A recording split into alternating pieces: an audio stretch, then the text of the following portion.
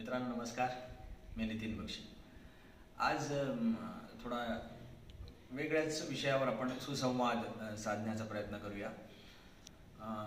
मित्रांनो, आपण जेवढे आपले मित्र असतात, आपले कलिग्स आहेत, आपले फॅमिली मेंबर्स आहेत, नातेवाईक आहेत, या प्रत्येकांशी आपण जेव्हा आपलं बोलणं होतं तेव्हा आपल्याला असं दिसतं की प्रत्येकावर कुठल्या ना कुठल्या एखाद्या देवाचा, महाराजांचा असा ऑलमोस्ट आपण म्हणू की तो एक असा पगडा आहे की त्यांनाच ते फॉलो करतात. तर यामध्ये सगळ्याच प्रकारचे महाराज संत असतील की असे सुद्धा लोक आहेत की ज्यांचा खूप छान होरोस्कोपचा अभ्यास आहे, ज्योतिष्य ज्याला आपण म्हणतो, आणि त्यानंतर पामिस्ट्री आहे ज्याच्यामध्ये हस्तरेषांचा ज्यांचा खूप सुंदर अभ्यास आहे. असे लोक आहेत आपल्याकडे, खूप जोरदार, ज्यांचं खूप मोठं नाव आहे, असे लोक आहेत हे, म्हणजे ज्योतिषशास्त्रामध्ये, पामिस्ट्रीमध्ये. त्यानंतर एक वास्तुशास्त्र आहे, ते सुद्धा खूप भारतामध्ये आता बऱ्यापैकी मोठ्या प्रमाणात विकसित झालेलं क्षेत्र आहे. आणि फेंगशुई वगैरे चायनीज आहे आपल्याकडे अजून पद्धती, तर त्यामध्ये सुद्धा बऱ्याच गोष्टी सांगण्यात येतात. त्याशिवाय अशा कितीतरी गोष्टी आहेत की ज्यांच्यावर लोकांचा बऱ्यापैकी विश्वास झालेला आहे, पक्का विश्वास आहे आता. तर मग आपल्याला कधी काही प्रॉब्लेम आले तर आपण काय करतो की बऱ्याचदा या लोकांकडे जातो.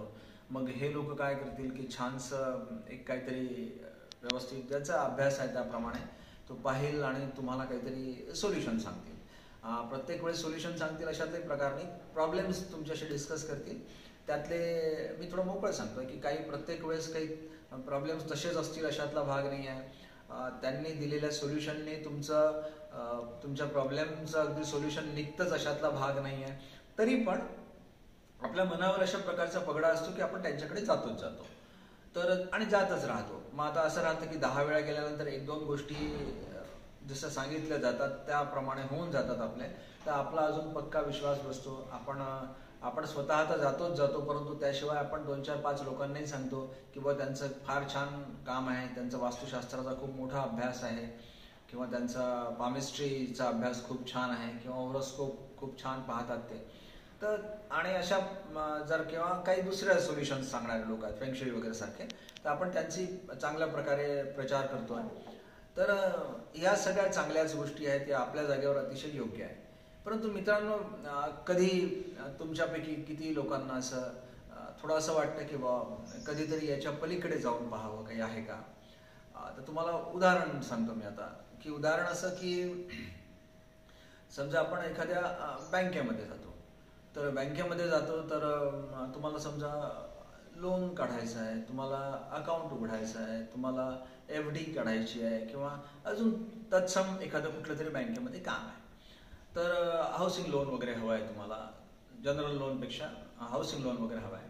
तर आता प्रश्न हा होतो की जेव्हा तुम्ही बँकेमध्ये जाता, हे उदाहरण माझं मी तुम्हाला नेहमीच सांगितलं की मी थोडं थिअरीला सोडून बोलतो.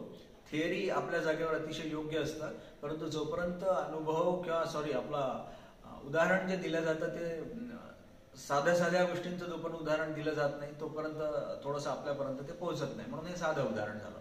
तर बँकेत तुम्ही गेले, तर हे जे मी 4-5 डिपार्टमेंट सांगितले, या 4-5 डिपार्टमेंटमध्ये काम करणारे लोक असतात. या 4-5 डिपार्टमेंटला एक बॉस असतो, बरोबर?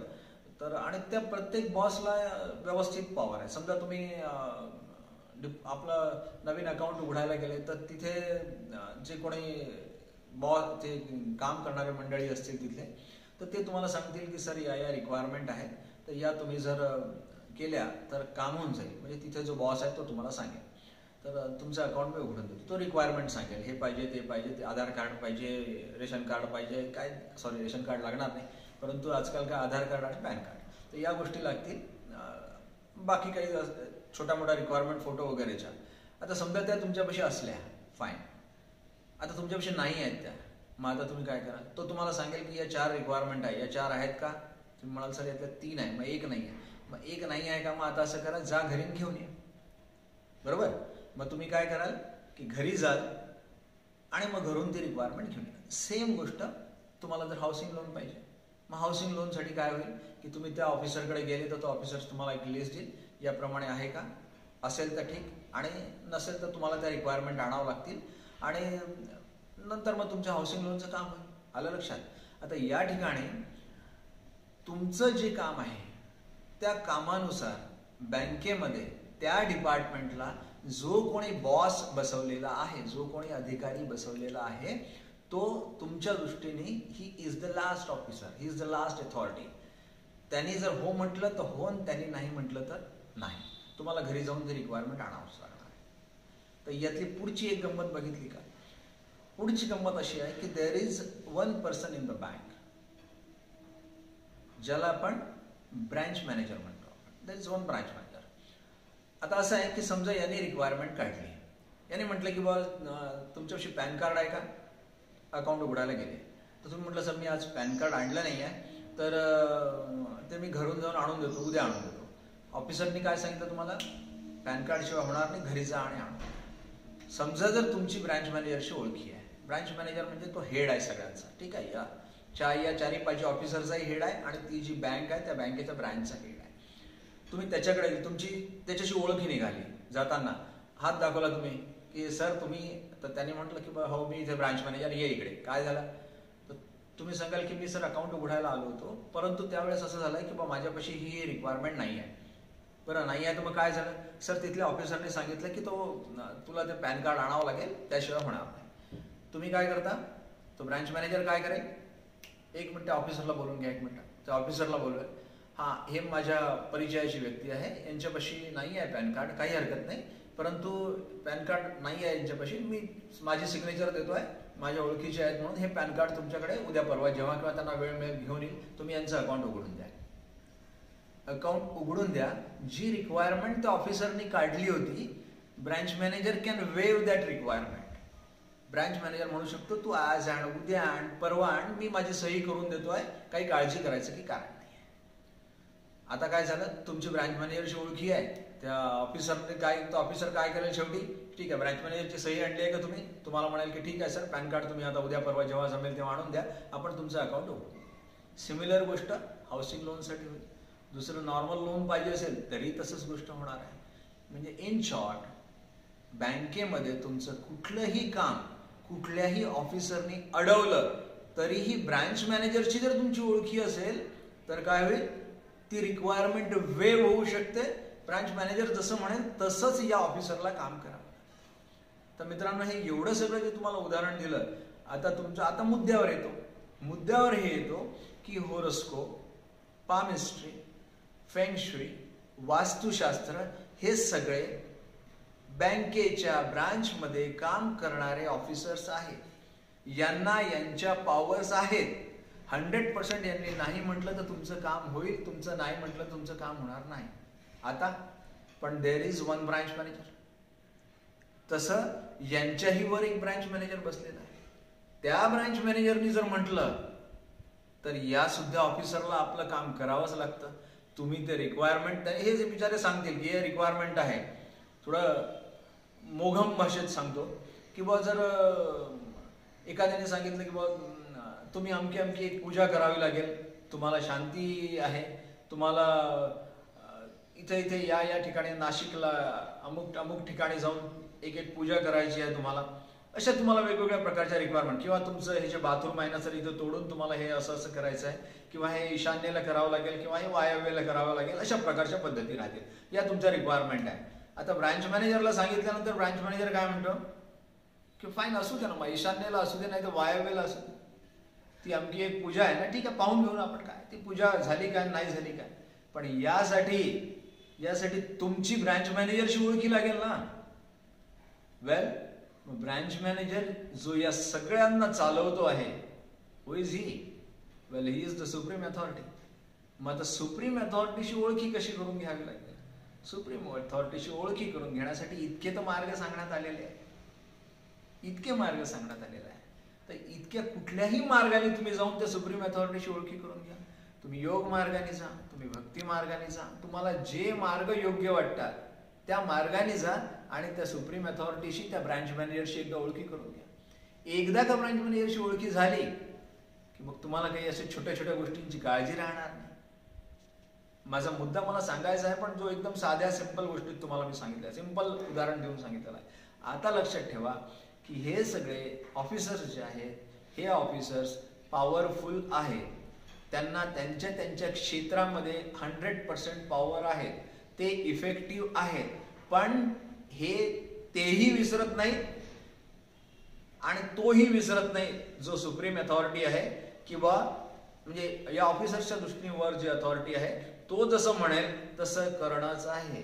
जसं आता मी तुम्हाला सांगतो की तुमच्या घरामध्ये एक सांगतो, ब्रांच मॅनेजरची ओळखी करण्याचे मी तुम्हाला मार्ग सांगितले. त्या मार्गानंतर एकदा का तुमची ओळखी झाली की तुमचं कंडिशन जे राहतं, म्हणजे रादर सरेंडर जे राहतं ते कंडिशनल राहत नाही, अनकंडिशनल सरेंडर होतं तुमचं. मग तुम्ही काय म्हणता, तुम्हाला जर कोणी सांगितलं की हे इथे तुमच्या घरामध्ये हे बरोबर नाही आहे, तर तुम्ही सांगता आता नाही आहे तर काय करू, नाही आहे तर नाही आहे, जे आहे ते आता त्याला माहित आहे, घर त्याचं आहे, त्याच्या घरात मी राहतोय, आता त्याच्या घरामध्ये तुम्ही फॉल्ट काढून राहिले असेल, मग फॉल्ट मग तो पाहून गेला तर काय. आता जर तुम्ही घराशी आपला संबंध जोडला तर तुम्हाला जो फॉल्ट सांगितला गेलेला आहे तो काढावा लागेल. तुम्ही ब्रांच मॅनेजरशी आपली ओळखी दाखवली, तुम्ही जर म्हटलं की हे घर आहे, हे घर त्याचंच आहे, मीच तर राहून राहिलो इथे भाड्याने, मग या घरामध्ये तुम्ही जो फॉल्ट काढून राहिला ना साहेब, तर तो त्याच्या घरामधला फॉल्ट आहे, तो पाहून घेईल काय आता. किंवा तुम्ही उलट त्याला विनंती कराल की सर ये आपके घर में एक फॉल्ट निकला है, पहा आता तुम्ही कसं करायचं, ते काय तोडताड करायची नाही करायचं तुमचं पहा. तो काय सांगतो, काही काळजी करण्याचं कारण नाही, घर माझं आहे, मी पाहून घेईल काय करायचं. मित्रांनो, तुम्हाला मला काय सांगायचं आहे हे व्यवस्थित लक्षात आलेलं आहे. सगळीकडे सगळ्या प्रकारचे जे ऑफिसर्स आहेत ते अतिशय व्यवस्थित आहे. पण जर का तुम्ही ब्रांच मॅनेजरशी ओळखी करून घेतली तर तुम्हाला ऑफिसर्सची काळजी करायचं कारण नाही. तुम्हाला शांतपणे सांगायचं आहे की हे घर त्याचं आहे, हे शरीर त्याचं आहे. प्रॉब्लेम्स आहेत का, मला समजा तुम्हाला कोणी हॉरोस्कोप वाल्याने सांगितलं की 6 महिन्यानंतर आमका योग आहे, भीषण योग आहे, याच्यामध्ये तुम्हाला काही प्रॉब्लेम येऊ शकतो. अनकंडिशनल सरेंडर असणारा काय म्हणेल, नो प्रॉब्लेम सर. आपलं काय ठरलेलं आहे, आयुष्यात घडणारी प्रत्येक गोष्ट जर परमेश्वराच्या कृपेने होते आहे तर मी काळजी कशाला करू साहेब, ती चांगलीच राहणार आहे. जे होईल माझ्या आयुष्यात ते चांगलं, मला बिलकुलच काळजी करायची नाही. विचार बदलले की एकदम छान ब्रांच मॅनेजरशी चांगली घट्ट मैत्री होते. आणि एकदा का त्याची घट्ट मैत्री झाली की तुम्हाला कोणाकडे कधीही जावं लागत नाही, एकाच ठिकाणी जायचं. दुसऱ्यांदा जेव्हा तुमची घट्ट मैत्री होते तेव्हा तुम्ही काय करता, तुम्ही सरळ काय करता, केबिनचं दार उघडता आणि त्यांच्याकडे जाता आणि तिथे जाऊन शांतपणे खुर्चीवर बसून सांगता की सर आज एक FD उघडायची आहे. ब्रांच मॅनेजर काय करतो, टेंग टेंग बेल वाजवेल, ऑफिसरला बोलवून घेईल, म्हणाल की हे माझे मित्र आलेले आहेत, यांची FD उघडायची आहे, बस ठीक आहे. आणि सिंपल सांगेल तो, बस तुम्ही सर एक चेक देऊन टाका, बाकी मी पुढचं पाहून घेतो. रिक्वायरमेंट विषयी कोणी काहीही बोलणार नाही. घरी तुमच्या FDचं सर्टिफिकेट येऊन येईल, पण कसं येईल ते, ओळखी असली तर, घसट असली तर, चांगली ओळख असली तर. ओळख चांगली ठेवा, योग मार्ग, भक्ती मार्ग, निरंतर अतिशय चांगल्या चांगल्या प्रार्थना करा, सुंदर ध्यान करा. या सगळ्या गोष्टीतनंच फक्त तुमची त्या ब्रांच मॅनेजरशी ओळखी होऊ शकते. ती ओळखी करून घ्या. ऑफिसर्सची तुम्हाला खालच्या काळजी करायचं काही कारण. ठीक आहे, आजच्या पुरतं एवढंच. नमस्कार.